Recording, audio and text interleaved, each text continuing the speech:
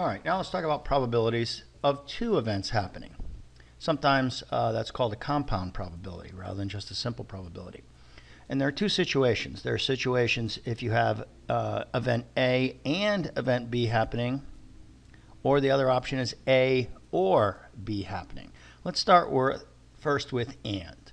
So let's think about this. So probabilities are proportions, and they're decimals.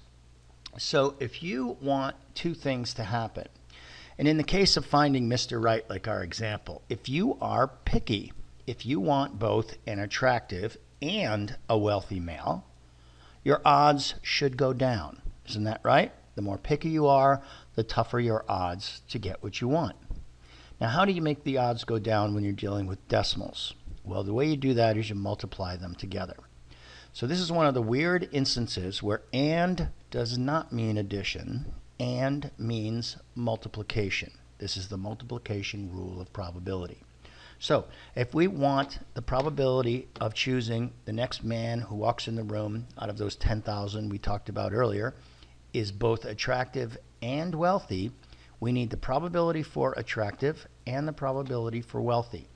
So we know from the previous example that the probability for attractive is 6,100 over 10,000, or 0.61.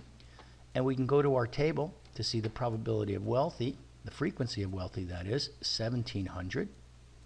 And we have to divide that by the total, 10,000, giving us a probability of 0.17. So now we multiply these together, and we come up with a probability of 0.10, or only about 10% chance. That's how you do a probability of event A and event B happening.